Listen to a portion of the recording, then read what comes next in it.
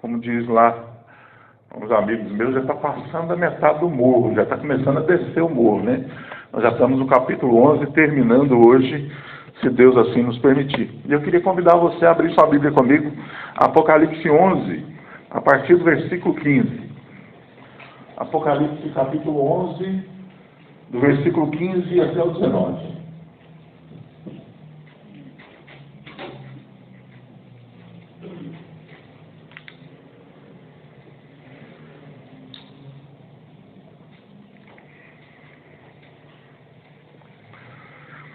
Apocalipse capítulo 11, do 15 até o 19.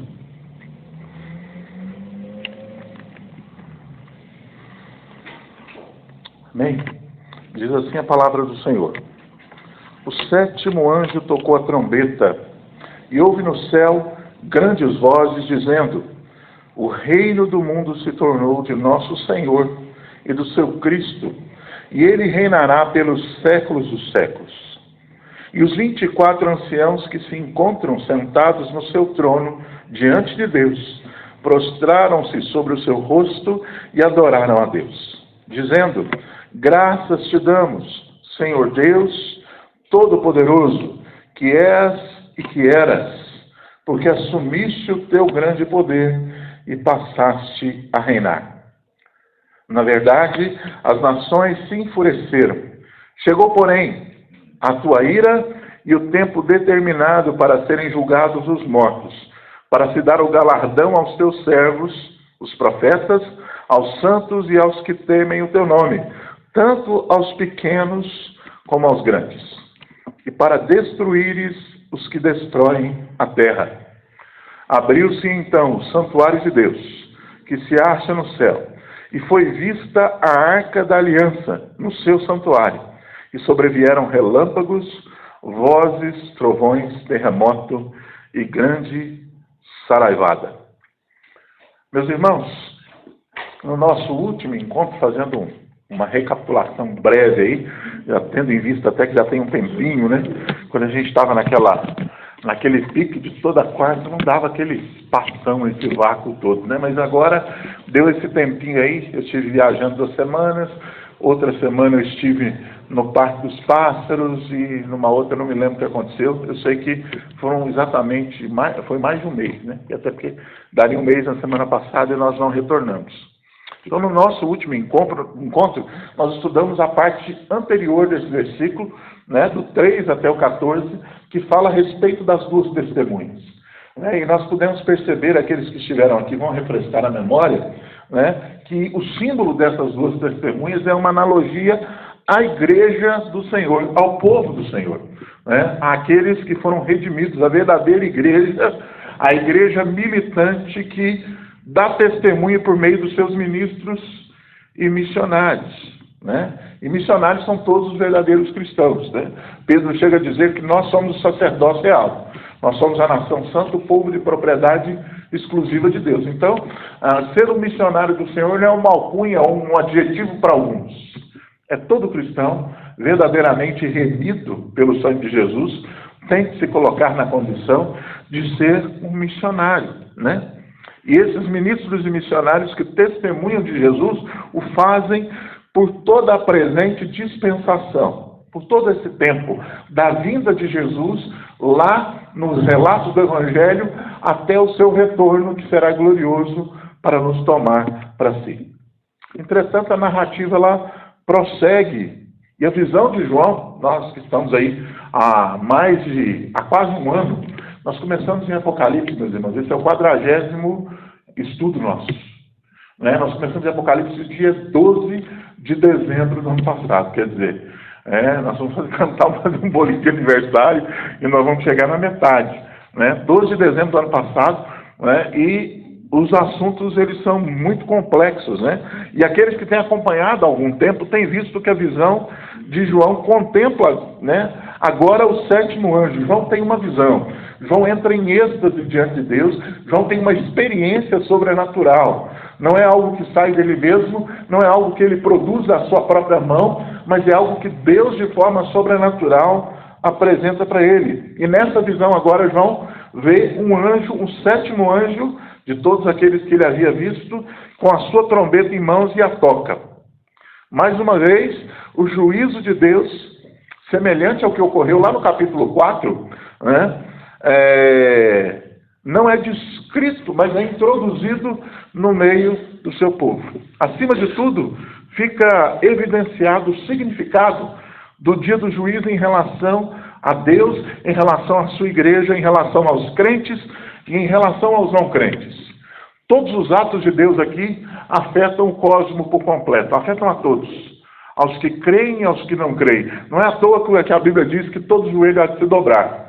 Não é uma coisa voluntária, não é algo que eu queira fazer ou não, é algo que terá de ser feito diante da majestade de Jesus. E todas as esferas da humanidade são atingidas por esse juízo.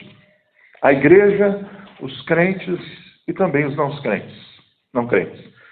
É interessante também, meus irmãos, observar que esse texto nos mostra um cantar, um coro duplo aqui. Primeiro, no versículo 15, nós vemos os anjos cantando, né? E em espírito o apóstolo João ouve esse glorioso e inspirado hino de louvor e adoração. E essa música diz que o domínio do mundo se tornou o domínio do nosso Senhor Jesus Cristo. E ele reinará para sempre. Aleluia! O reino do mundo se tornou o reino de Cristo e ele reinará pelos séculos dos séculos.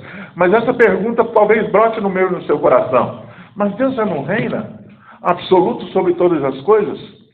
Certamente, meus irmãos, Deus sempre reina. Ainda assim, o seu poder e a sua autoridade que ele exerce com respeito ao universo nem sempre são evidentes. Nem sempre são notáveis diante das pessoas. Diante das situações da vida, muitas vezes eu quero que você pense nisso. Muitas vezes parece que é o diabo que está no controle das coisas, não é verdade? Tamanha tragédia, tamanha perplexidade, tamanho absurdo das coisas que acontecem. Parece que é o diabo que está no controle das coisas por muitas vezes. Uma vez, porém, que o dia do Senhor, o dia do juízo, tenha chegado aqui na visão de João, o pleno esplendor real da soberania de Deus será revelado, pois a partir desse momento toda a oposição será abolida. Então, fica claro para nós e ficará claro a todos que o mundo se tornou território do nosso Senhor e do seu Cristo. E como diz o cântico, e ele reinará para sempre, pelos séculos dos séculos. Se há o desejo de saber o que significam essas palavras, né, eu, escrevendo a respeito disso, eu me lembrava de uma obra magnífica, uma obra humana, né? Mas Deus, na sua graça comum, concede dádivas maravilhosas aos seres humanos. Quem aqui já ouviu o Messias de Handel? Né?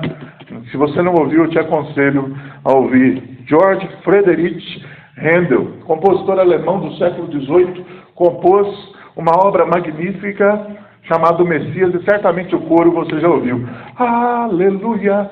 Aleluia, aleluia, aleluia. Já ouviu, não é possível, né? Essa parte você já ouviu, nem que foi em meme de internet, você já ouviu isso, não é possível. Né? Esse é um trecho da obra que chama-se O Messias. E especialmente nesse coro, que diz repetidamente aleluia, meus irmãos, nós podemos contemplar a grandeza de quem é Deus. Enquanto eu meditava preparando esse momento para nós aqui, a minha mente, ela ouvia esse coro, essa música, essas palavras de louvor, né, como se fosse uma amostra grátis do céu. Né? A Bíblia diz que nem olhos viram, nem ouvidos ouviram, nem mente humana alguma pode conceber o que Deus tem preparado para aqueles que o amam. Então, o melhor que nós podemos contemplar nessa vida é uma mera amostra grátis. É uma antessala do céu. Mas, meus irmãos, eu me enchi de alegria em poder contemplar, mesmo que seja de relance, mesmo que seja um arranhar, o tamanho do Deus, conforme nós cantamos, quão grande é o nosso Deus. E quão grande é o destino que aguarda aqueles que confiam nele. Meus irmãos, nós precisamos nos atentar para o que diz a Escritura. O apóstolo Paulo, em 2 Coríntios 2,9, diz exatamente isso que eu disse de cor aqui. Mas está escrito: nem olhos viram, nem ouvidos ouviram, nem jamais penetrou em coração humano o que Deus tem preparado para aqueles que o amam.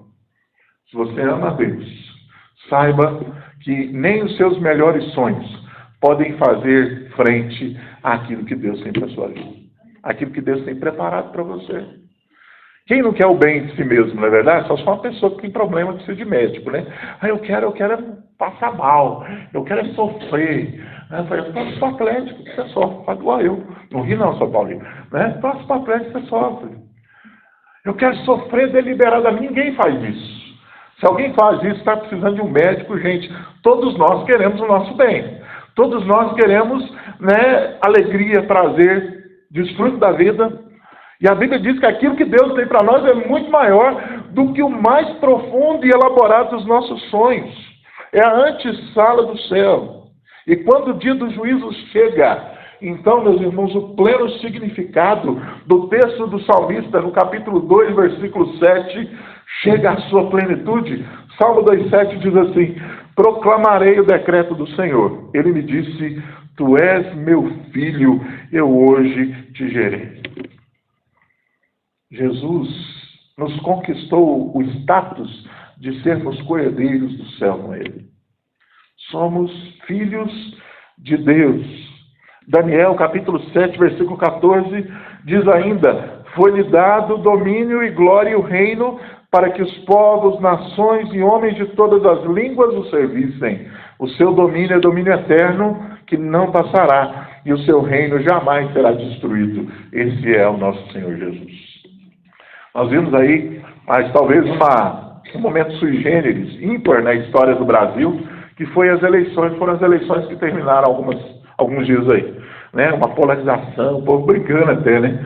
Se desse uma peixeira, uma foice, o negócio dava até uma zebra feia. O povo estava quase se batendo via rede social.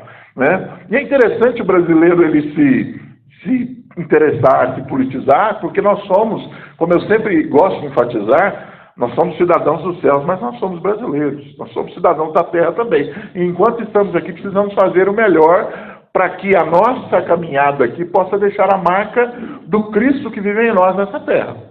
Né? Mas o que me chama muita atenção, diante de tudo isso que nós vimos aí, é que por muitas vezes nós vimos nessas polarizações, nesses extremos, nessas brigas, uma esperança quase messiânica no lado de lá ou no lado de cá, no lado A ou no lado B. Como se o lado A ou o lado B fossem a solução de todos os problemas. E não são. Homem algum pode resolver as questões mais importantes da vida humana. Quais são as questões mais importantes da vida humana? Será o déficit público? Será a reforma da Previdência? Será a balança comercial? Ou todos os acordos de transação comercial bilateral do Brasil com o mundo? Será que esse é o grande problema? Não. O grande problema da humanidade se encontra no íntimo natural de cada ser humano e se chama pecado. A Bíblia diz que o pecado nos destitui da presença de Deus, que o salário do pecado, ou seja, o justo pagamento do pecado é a morte. Ou seja, nenhum desses problemas sanados pode resolver em instância última a maior de todas as problemáticas humanas, que é o pecado que nos leva à morte. Só Jesus Cristo pode fazer isso. E Daniel diz aqui que o reino, o domínio dele é eterno, que não passará, que o reino dele não será destruído. Independente dos políticos que ganharam, e nós oramos por eles. Daqui a 4, no caso do Senado, daqui a 8 anos, os mandatos deles vão passar. Virão outros, e outros, e outros. Mas a Bíblia diz que o Jesus que nós cremos tem o seu reino como estatuto perpétuo. O reino dele não passará e será finalmente revelado no dia final. A totalidade do povo de Deus, a totalidade da multidão redimida, representada na figura bíblica pelos 24 anciãos, responde então, na segunda parte do hino dos anjos, por meio de rendição de culto a Deus, da maneira mais humilde possível.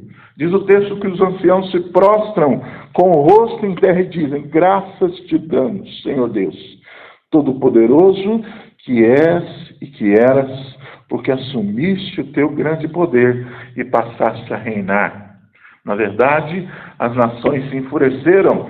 Chegou, porém, a tua ira e o tempo determinado para serem julgados os mortos, para se dar o galardão aos teus servos, aos profetas, aos santos e aos que temem o teu nome, tanto aos pequenos como aos grandes, e para destruírem os que destroem a terra.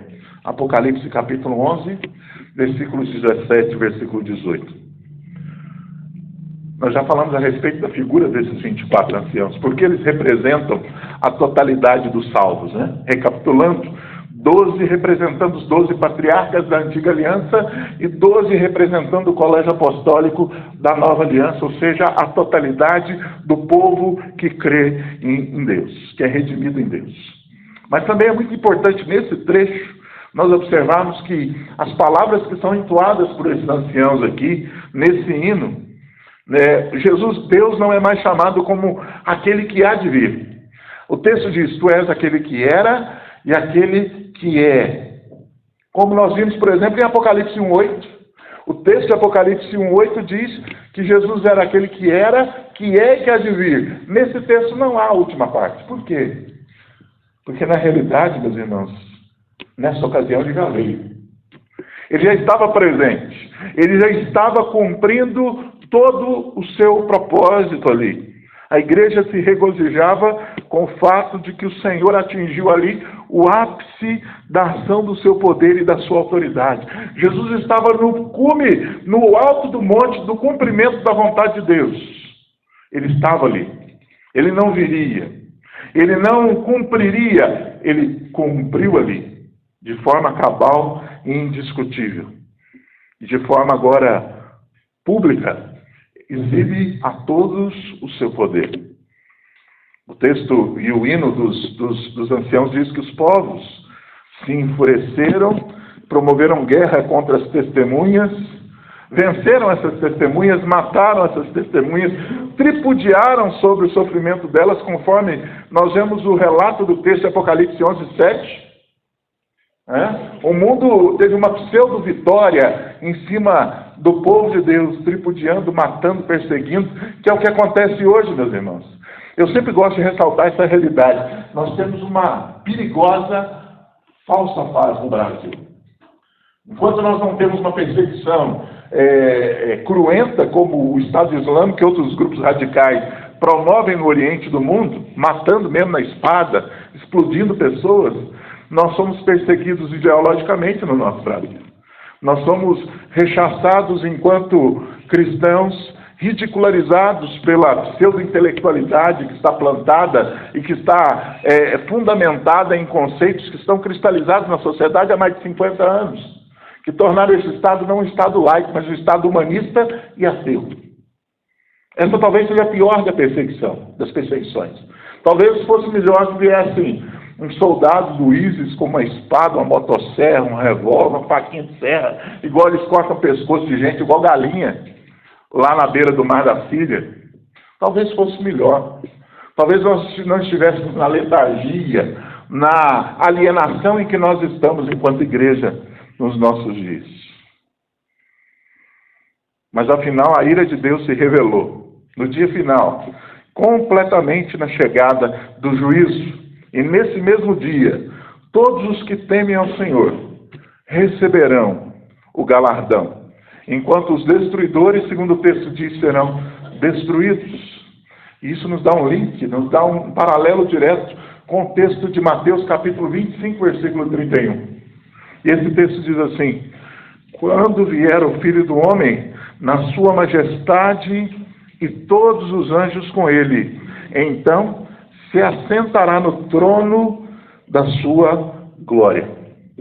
Quando vier o Filho do Homem, naquele dia final, na sua majestade, e todos os anjos com ele, então se assentará no trono da sua glória. Ou seja, eu já não sou o filho de um carpinteiro humilde da Galileia, eu não sou o filho de uma terra desprezível, eu não sou alguém que era pobre, como ele mesmo disse no seu ministério, que não tem onde reclinar a cabeça. Eu agora venho na minha postura e na minha condição final. Eu sou o Rei dos Reis. Eu sou o Senhor dos Senhores. E para que nós entendamos o parágrafo final desse capítulo, meus irmãos, nós precisamos nos lembrar desse fato que é fundamental para a leitura apocalíptica, de que toda a narrativa da construção de Apocalipse está apoiada na visão do apóstolo João, que foi concedida por Deus. João tem uma visão que é permeada de linguagem simbólica, juntamente pelo caráter estático, de êxtase que ele se encontra. Ele não está no seu estado normal. Ele está ali diante do Rei dos Reis. Ele está em espírito diante de Deus, num arrebatamento totalmente diferente de tudo aquilo que ele mesmo já havia vivido. E o apóstolo, nessa visão, não vê o próprio céu, mas uma visão alusiva, algo que faz menção do céu, uma figura simbólica.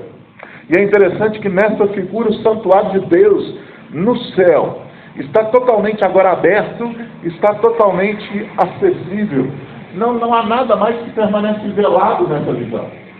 E no antigo templo, a Arca da Aliança ficava fechada dentro do Santo dos Santos por uma cortina e só um podia entrar ali, correndo o risco de morrer ali dentro, tamanha a seriedade do ato que ele promovia ali. Não havia mais nenhum tipo de impedimento visual, não havia nenhum tipo de impedimento de acesso à Arca da Aliança. A arca que há tanto tempo andava longe dos olhos, agora era claramente vista na visão de João. E é muito importante que nós ponderemos a respeito disso. Por quê? Porque a Arca da Aliança é o símbolo da comunhão perfeita e íntima entre Deus e o seu povo. Deus, por meio dessa arca, simboliza o caminhar dele junto do seu povo. E tal comunhão se baseia na expiação de Cristo por nós. Olha o que diz o texto de Isaías, capítulo 53, versículo 4 e 5. Isaías faz um retrato perfeito do sofrimento do Messias, quando ele diz assim: certamente, ele tomou sobre si as nossas enfermidades e as nossas dores levou sobre si. E nós o reputávamos por aflito, ferido de Deus e oprimido. Mas ele foi traspassado pelas nossas transgressões e moído pelas nossas iniquidades. O castigo que nos traz a paz estava sobre ele, e pelas suas pisaduras fomos sarados. A conclusão a que nós chegamos, meus irmãos, diante da visão de Apocalipse, e eu sempre gosto de frisar isso, muitas pessoas têm medo do Apocalipse, né? Eu ouvi na minha infância, não sei se você já teve essa experiência, o Apocalipse não é um livro que você pode ler. As pessoas ficam loucas lendo o Apocalipse. Eu ouvi isso muitas vezes. Alguém já ouviu isso aí? Já, né? Não pode ler esse negócio, porque fica biruta de ler o Apocalipse. Inúmeras vezes pessoas falam: cuidado, conheço gente que está amarrada com força por causa desse livro. É.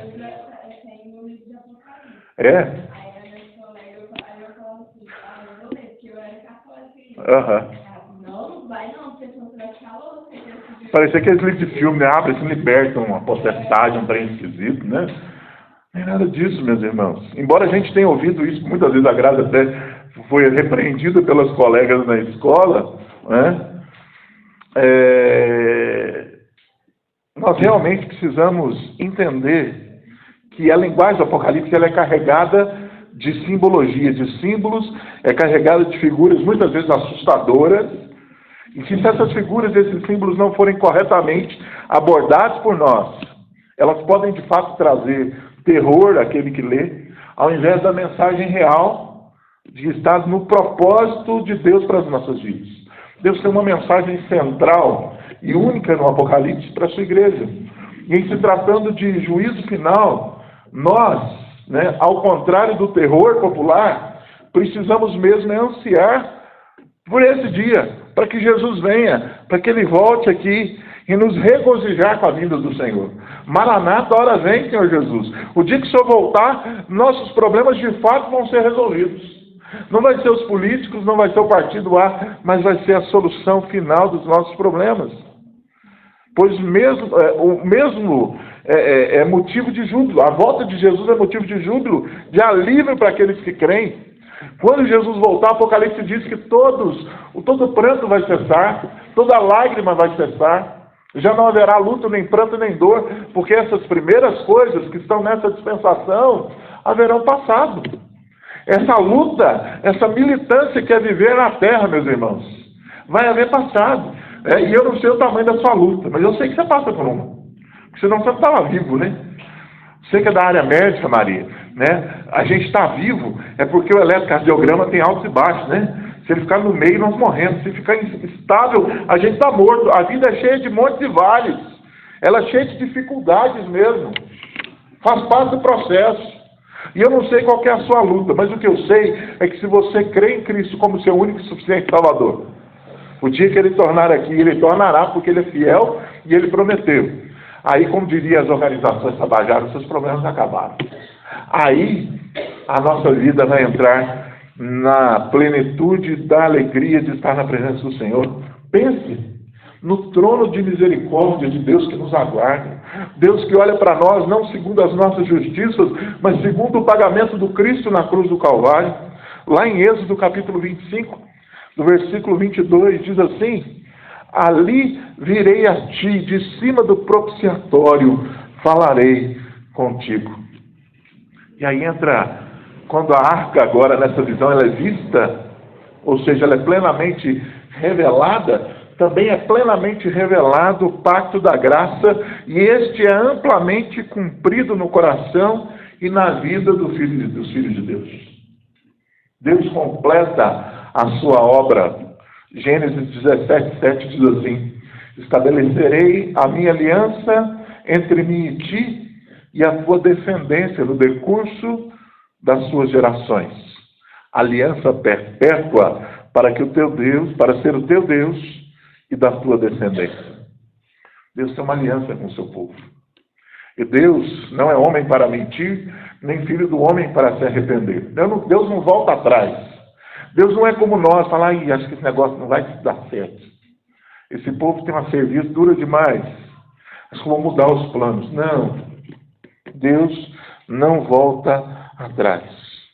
Mas em contrapartida, meus irmãos, para o ímpio, para aquele que zomba de Deus e das coisas de Deus, essa mesma arca que é visível agora no templo, na visão de João, que é o próprio trono de Deus, é símbolo de ira. E também essa ira vai ser revelada na sua totalidade, conforme nos mostra o texto de Apocalipse, capítulo 4, versículo 5, quando nós vemos ali as figuras dos relâmpagos, das vozes e dos trovões que emanam do trono de Deus. Para finalizar com isso, nós podemos aprender a coerência da visão e da narrativa de João. Em todo o tempo, em toda a narrativa até aqui, Deus manda uma única mensagem para a igreja. Deus manda uma única mensagem para o seu povo. Deus diz assim para o seu povo: eu sou soberano e eu continuo no controle. As coisas parecem que estão no caos. Parece que está tudo descontrolado, mas Deus manda: aquieta-te, acalma-te. Eu estou no controle, eu sou soberano. Deus diz também que Ele mesmo permite todas essas coisas para o bem dos crentes. E diz assim: eu espero por vocês aqui, para estarmos juntos para sempre. Deus diz essas três coisas para nós. E o texto de Jó, capítulo 42, versículo 2, Jó diz exatamente isso. Bem sei que tudo podes e que nenhum dos teus planos pode ser frustrado. Paulo, em Romanos 8:28, diz: sabemos que todas as coisas cooperam para o bem daqueles que amam a Deus, daqueles que são chamados segundo o seu propósito. E, finalmente, no Evangelho de João, Jesus diz, João 14, de 1 a 3, não se turbe o vosso coração, credes em Deus, crede também em mim. Na casa de meu Pai há muitas moradas. Se assim não fora, eu vou-lo teria dito, pois vou preparar-vos lugar. E quando eu for e vos preparar lugar, voltarei e vos receberei para mim mesmo, para que onde eu estou, estejais vós também. Isso é promessa de Deus para nós. E a minha oração nessa noite é que nós, eu e você, nós possamos manter firme a nossa esperança, diante de qualquer circunstância, de que Ele está cuidando de tudo, dos mínimos detalhes, para a glória dEle mesmo e também para o nosso mundo.